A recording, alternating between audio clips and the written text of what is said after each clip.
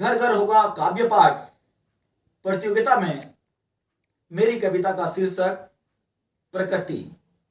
आइए आपको जोड़ता हूं प्रकृति कविता से और एक निवेदन करना चाहता हूं। मेरी कविता के मध्य आध्यात्मिक पृष्ठभूमि मिलेगी, शब्दों का मिश्रण मिलेगा, तो इसे अध्यात्म रूप से समझने की कृपालता करें और मुझे आशीर्वाद प्रदान करें। अर्ज है, नौ प्रकृति दसवां यह निरंकार है। नौ प्रकृति दसवां यह निरंकार है।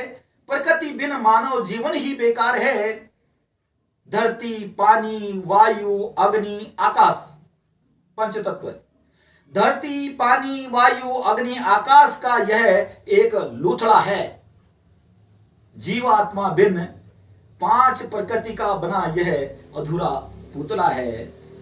जीव आत्मा बिन पांच प्रकृति का बना यह अधूरा पुतला है। नौ प्रकृति दसवां यह निरंकार है। ऊपर सूरज चांद टिमटिमाते तारे हैं। ऊपर सूरज चांद तारे टिमटिमाते हैं। बीच में वायु, जीव और आकाश के सहारे हैं। धरती नीचे, धरती, अग्नि, पानी है। यही नौ प्रकृति की अनमोल कहानी है। यही नौ प्रकृति की अनमोल कहानी है।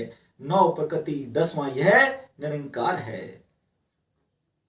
प्रकृति की विचित्र लीला, प्रकृति की विचित्र लीला।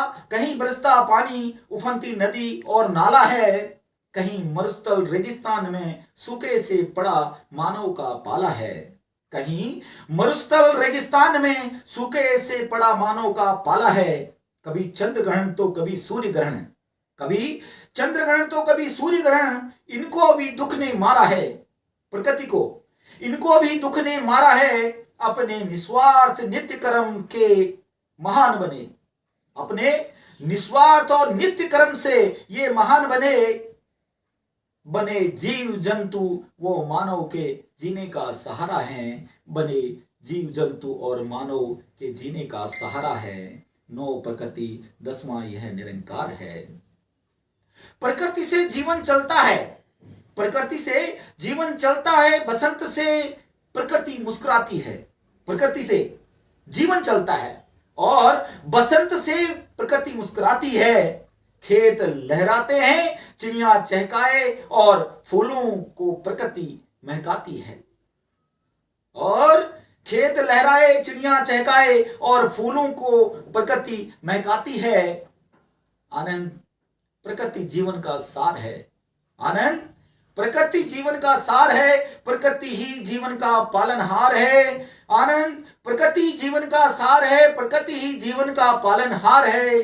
भले ही जो दिखे सो सकल विनाशे, भले ही जो दिखे सो सकल विनाशे, फिर भी प्रकृति ही जीवन का आधार है। फिर भी प्रकृति ही जीवन का आधार है। नौ प्रकृति दसवां यह निरंकार है। नौ प्रकृति दसवां यह निरंकार है। नमस्कार।